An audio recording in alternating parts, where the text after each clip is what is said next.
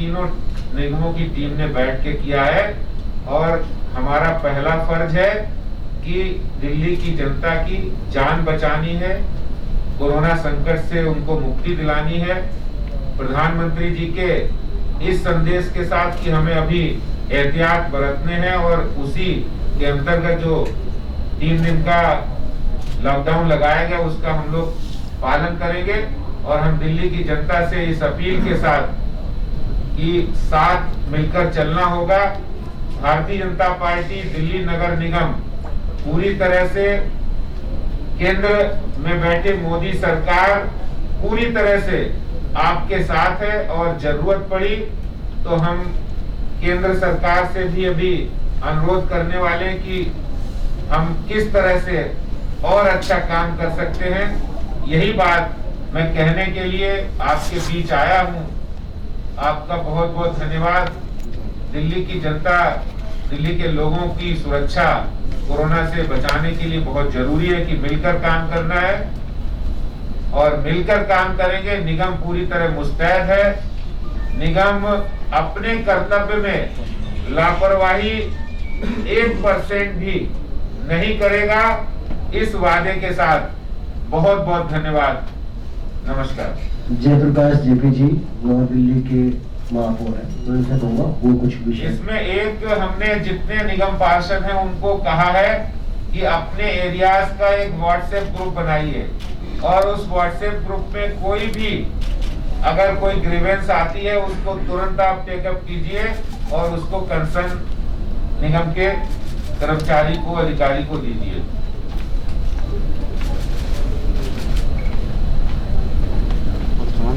धन्यवाद नवीन जी।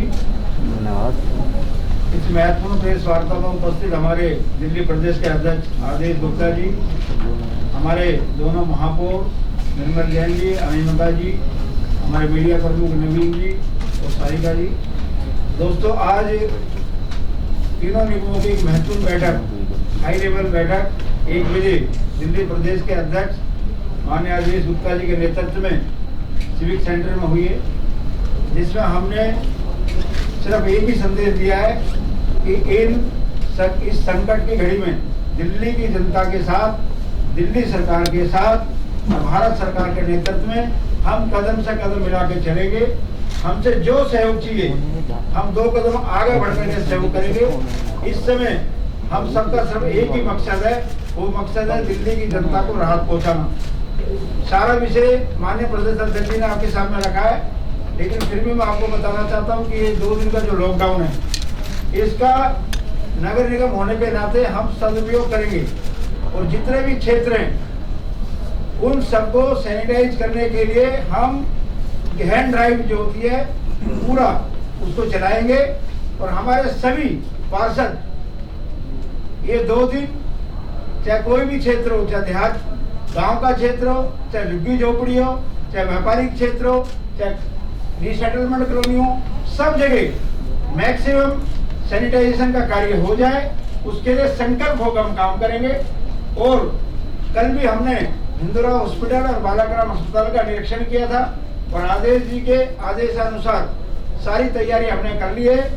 दिल्ली सरकार को, डीडीएमए को हमने अपनी तरफ से लिख के भेज दिया है। जिस समय दिल्ली सरकार का आदेश आएगा हम 100% अलर्ट में उसी समय हमारे आइसोलेशन सेंटर और हमारा हिंदुरा अस्पताल कोविड डेडिकेटेड हॉस्पिटल बनकर के तैयार हो जाएगा और दिल्ली की जनता को समर्पित हो जाएगा।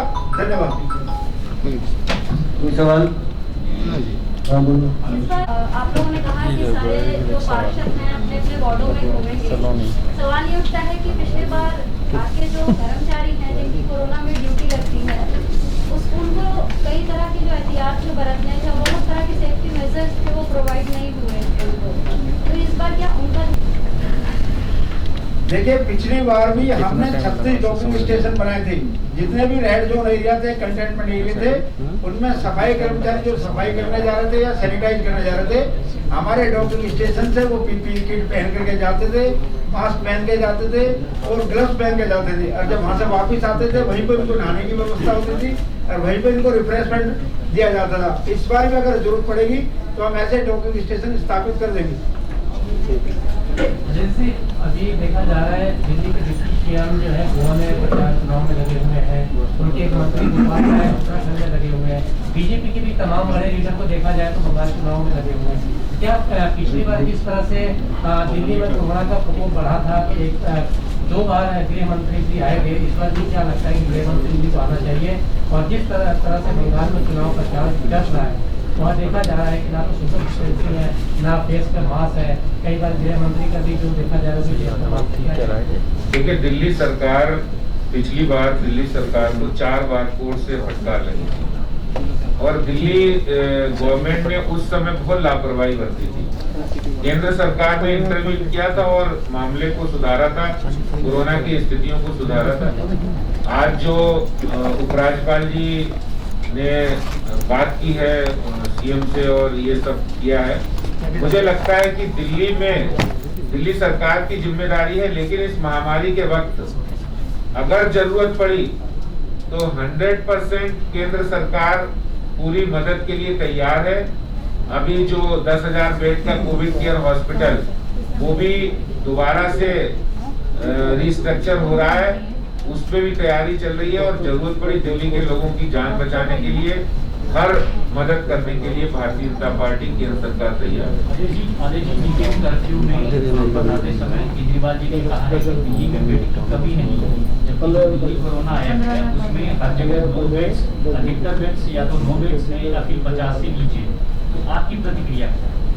देखिए, दिल्ली सरकार मैं मानता हूँ कि पिछली बार भी कोरोना संकट से निपटने में फेल साबित हुई थी और इस बार भी हम कोई भी इस तरह का संदेश नहीं देना चाहते हैं कि हम राजनीतिक रूप से, चाहे वो आम आदमी पार्टी अरविंद केजरीवाल सरकार वो निगमों को मदद नहीं करे, लेकिन हम पूरी तरह से मदद करने के लिए तैयार हैं, पहली बात। दूसरी बात, जिस तरह से केजरीवाल सरकार, चाहे वो उनके ऐप हो, सरकारी ऐप हो, वो पूरी तरह से उनके यहाँ जानकारी नहीं है।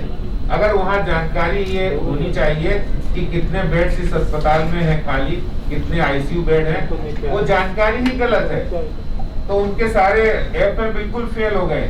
उनकी कोई भी जो मशीनरी है वो काम नहीं कर रही है। आज अगर इतना वक्त उन्हें मिला है तो बहुत सारे इंफ्रास्ट्रक्चर को बढ़ा सकते थे, नंबर ऑफ आईसीयू बेड बढ़ा सकते थे, किसने रोका था? लेकिन वो तो अपने राजनीति करने में लग गए। वो उत्तराखंड जा रहे हैं, वो गोवा जा रहे हैं, वो दूसरे प्रदेशों में जा रहे हैं। सवाल ये कि दिल्ली की जनता ने आपको मैंडेट दिया है दिल्ली के लोगों की रक्षा करने के लिए। आपको नई शराब नीति लाने के लिए वक्त मिलता है, लेकिन दिल्ली के लोगों को बेहतर हेल्थ इंफ्रास्ट्रक्चर जिसकी आप ही बात करते हो, उसके लिए आपने काम नहीं किया है। और मजबूरन हो के भाई जब जान बचानी, जिसको चिंता है वो तो आएगा ही आगे। अगर मोदी जी को चिंता है दिल्ली वालों की तो वो आएंगे, बिल्कुल आएंगे और आ रहे हैं। आज वैक्सीनेशन अभियान चल रहा है, तो वैक्सीनेशन अभियान में वो कमी निकालने के लिए दिल्ली सरकार है, लेकिन उस वैक्सीनेशन अभियान को कैसे तेज किया जाए इसके लिए उन्होंने क्या कदम उठाया। Thank you.